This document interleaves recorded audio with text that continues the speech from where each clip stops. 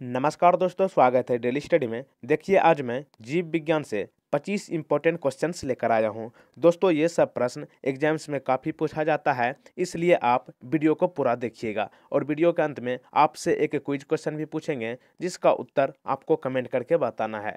अगर आप हमारे वीडियो को पहली बार देख रहे हैं तो चैनल को सब्सक्राइब करके बेल आइकन को प्रेस कर दीजिए। तो चलिए शुरू करते हैं। पहला प्रश्न देखते हैं।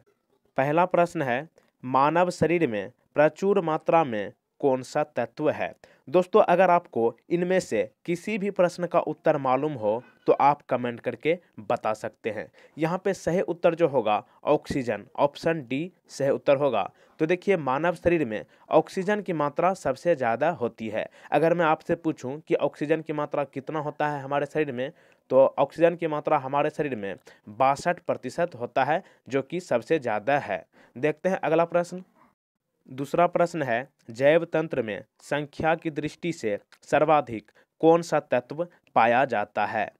बहुत बेसिक सा प्रश्न है। यहाँ पे सही उत्तर क्या होगा? Oxygen, option B. देखते हैं इसी के साथ अगला प्रश्न। तीसरा प्रश्न है, खट्टे स्वाद के लिए कोशिकाएं जीव के किस भाग में होती है? यहाँ पे सही उत्तर क्या होगा? तो देखिए, खट्टे स्वाद के लिए कोशिकाएं हमारे जीव के पार्श्व भाग में होती है, यानी कि ऑप्शन सी यहाँ पे सही उत्तर होगा। देखते हैं अगला प्रश्न। चौथा प्रश्न है, मानवों में स्वादेंद्रियां किसका पता लगाते हैं? तो हमारे शरीर में स्वादेंद्रियां किसका पता लगाते हैं? यहाँ पे सही उत्तर जो होगा ए नंबर ऑप्शन स्वाद। देखते हैं अगला प्रश्न। पांचवा प्रश्न है, आहार में लवण का मुख्य उपयोग क्या है? जल में भोजन के कणों की विलेयता को बढ़ाना, ऑप्शन बी है भोजन के पाचन के लिए अपेक्षित हाइड्रोक्लोरिक एसिड लघु मात्रा में पैदा करना, ऑप्शन सी है पकाने की प्रक्रिया को सरल बनाना, ऑप्शन डी है भोजन को स्वाद बनाना। यहाँ पे सही उत्तर क्या होगा? आहार में लवण का मुख्य उपयोग है हमारे शरीर में भोजन को स्वाद बनाना, ऑप्शन डी यहाँ पे सही उत्तर होगा। देखते हैं अगला प्रश्न। छठा प्रश्न है, आहार नाल एक लंबी नली है जो कहाँ तक विस्तृत है? तो देखिए, आहार नाल एक लंबी नली है जो हमारे शरीर में मुंह से गुदा तक फैला हुआ है, यानी कि ऑप्शन डी यहाँ पे सही उत्तर होगा। देखते हैं अगला प्रश्न।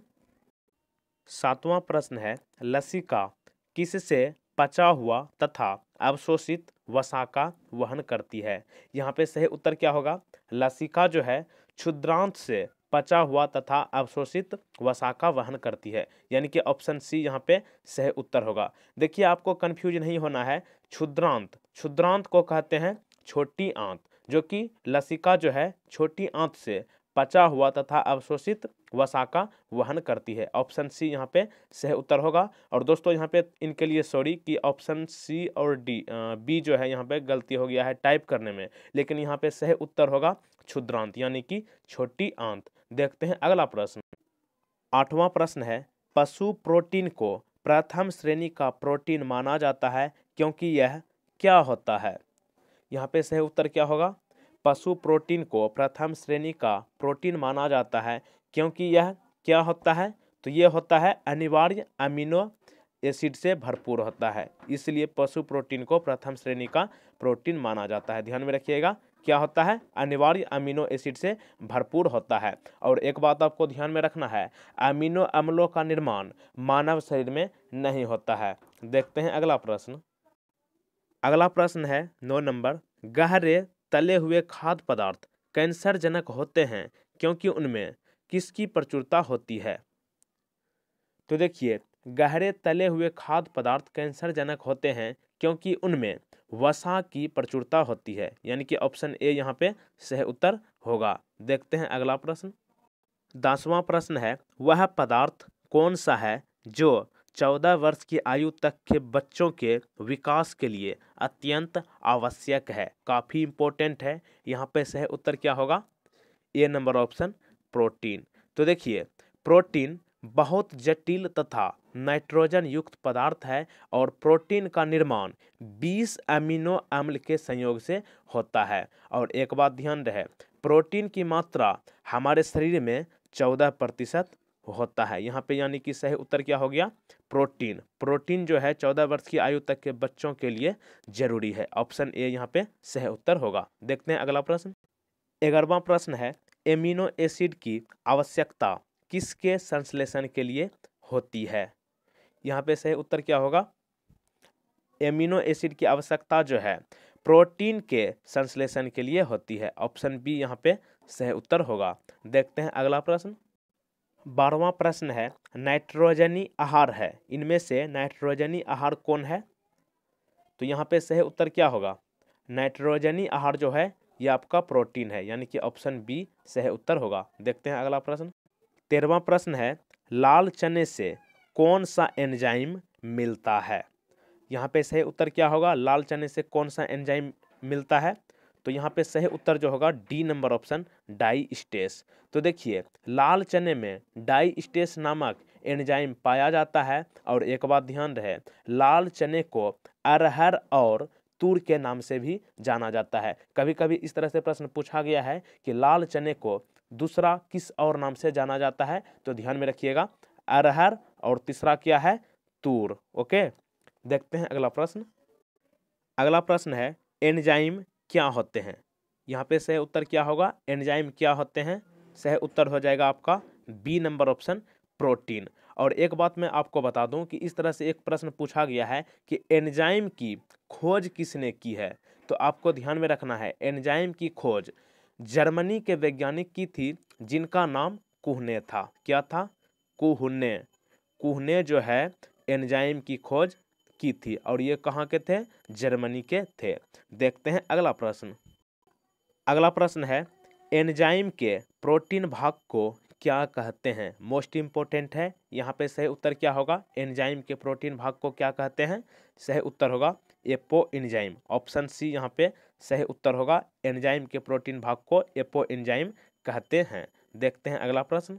अगला प्रश्न है, मछली एक प्रथम श्रेणी का प्रोटीन है, क्योंकि उसमें क्या होते हैं। मोस्ट इंपोर्टेंट है। तो देखिए यहाँ पे सही उत्तर जो होगा, मछली एक प्रथम श्रेणी का प्रोटीन है क्योंकि इनमें आवश्यक एमिनो अम्ल होते हैं। ऑप्शन ए यहाँ पे सही उत्तर होगा।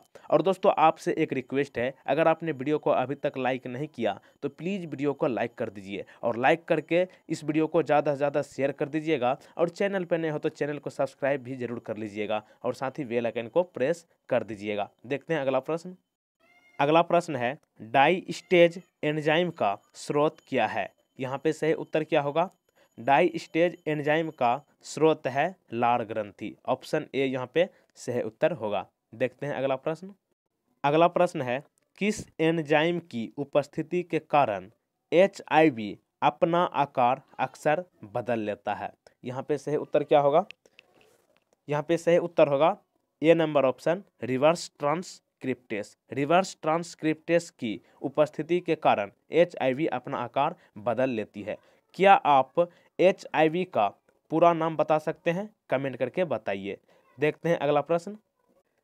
अगला प्रश्न है, दूध में दूसरा सबसे बड़ा तत्व क्या होता है। इन प्रश्न का उत्तर आपको पता होना चाहिए। दूध में दूसरा सबसे बड़ा तत्व होता है शर्करा। ऑप्शन डी यहाँ पे सही उत्तर होगा। दोस्तों आपको दो बात मैं आपको बता रहा हूँ, इसे आप जरूर ध्यान में रखिएगा। तो देखिए गाय का जो दूध होता है, इनमें जल की मात्रा होता है 87%। जल की मात्रा कितना होता है, 87%। किसके दूध में, गाय की दूध में। अगर बात करें हम शर्करा, शर्करा की मात्रा होता है गाय की दूध में 4.8%। और एक बात आपको ध्यान में रखना है, शर्करा को लैक्टोज भी कहा जाता है। यानी कि शर्करा जो है 4.8% होता है गाय की दूध में, ये दूध में दूसरा सबसे बड़ा तत्व होता है। ये तो बात की मैंने गाय की। अब बात करते हैं मनुष्य की। मानव के दूध में जल की मात्रा होती है 88%। कितना बोला, 88% होता है मानव के दूध में जल की मात्रा। और यहाँ पर शर्करा की मात्रा होता है 7%, जो कि दूध में दूसरा सबसे बड़ा तत्व होता है। यह आपको ध्यान में रखना है। गाय के दूध में पानी की मात्रा होता है 87% और शर्करा होता है 4.8%। वहीं बात करें मानव की दूध के बारे में, तो मानव की दूध में 88% पानी होता है और 7% शर्करा होता है। शर्करा को क्या कहते हैं? दूसरा इसका नाम होता है लैक्टोज। देखते हैं अगला प्रश्न। अगला प्रश्न है पित्त का स्रोत क्या है? यहाँ पे सही उत्तर क्या होगा? पित्त का स्रोत है यहाँ पे यकृत। ऑप्शन सी यहाँ पे सही उत्तर होगा यकृत। देखते हैं अगला प्रश्न। अगला प्रश्न है यूरिया किस में संश्लेषित होता है? यहाँ पे सही उत्तर होगा यूरिया जो है यकृत में संश्लेषित होता है। ऑप्शन ए यहाँ पे सही उत्तर होगा। देखते हैं अगला प्रश्न। अगला प्रश्न है लीवर किस से भरपूर स्रोत है? यहाँ पे सही उत्तर क्या होगा? लीवर जो है वसा घुलनशील विटामिन से भरपूर स्रोत है। ऑप्शन बी यहाँ पे सही उत्तर होगा। देखिए विटामिन ए, डी, ई और के ये चारों विटामिन जो है ये वसा में घुलनशील विटामिन होते हैं और लीवर जो है वसा घुलनशील विटामिन से भरा होता है। ऑप्शन बी यहाँ पे सही उत्तर होगा। देखते हैं अगला प्रश्न। अगला प्रश्न है यहाँ पर कौन सा अंग ग्लाइकोजिन को ग्लूकोज में बदलता है और रक्त को शुद्ध करता है? यहाँ पे सही उत्तर क्या होगा? मोस्ट इम्पोर्टेंट है। यहाँ पे सही उत्तर होगा ए नंबर ऑप्शन यकृत। यकृत जो है ग्लाइकोजिन को ग्लूकोज में बदलता है और ब्लड को साफ करता है। देखते हैं अगला प्रश्न। अगला प्रश्न है टेबल शर्करा किस प्रकार की शर्करा है? यहाँ पे सही उत्तर क्या होगा? टेबल शर्करा जो है ये आपका सुक्रोज प्रकार की शर्करा है। ऑप्शन डी यहाँ पे सही उत्तर होगा। तो देखिए सुक्रोज एक कार्बनिक यौगिक है जिसे टेबल शर्करा के नाम से जाना जाता है। देखते हैं अगला प्रश्न।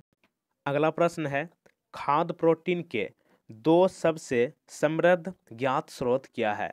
बहुत आसान सा प्रश्न है। यहाँ पे सही उत्तर क्या होगा? खाद्य प्रोटीन देखिए आपको पता होगा कि सोयाबीन में सबसे ज़्यादा प्रोटीन पाया जाता है, यानी कि ऑप्शन सी यहाँ पे सही उत्तर होगा। सोयाबीन और मूंगफली खाद्य प्रोटीन के दो सबसे अच्छा उदाहरण है। तो दोस्तों 25 क्वेश्चंस आपका जीव विज्ञान से पूरा हुआ। एक प्रश्न आपके लिए है। प्रश्न है निम्नलिखित में से कौन सा एक रेशेदार प्रोटीन है? ऑप्शंस आपके सामने हैं और इसका सही उत्तर आपको नीचे कमेंट बॉक्स में ज़रूर देना है। दोस्तों वीडियो अच्छी लगी हो प्लीज़ वीडियो को लाइक कर दीजिएगा और चैनल पर नए हो तो चैनल को सब्सक्राइब करके बगल में बनने वाले बेल आइकन को प्रेस जरूर कीजिएगा ताकि इस तरह का वीडियो का नोटिफिकेशन आपको सबसे पहले मिल जाए। और इस वीडियो को ज़्यादा से ज़्यादा शेयर कर दीजिए और इसी तरह का वीडियो देखने के लिए आप नीचे दिए गए डिस्क्रिप्शन में लिंक को चेक कीजिए। Thank you friends, thank you so much.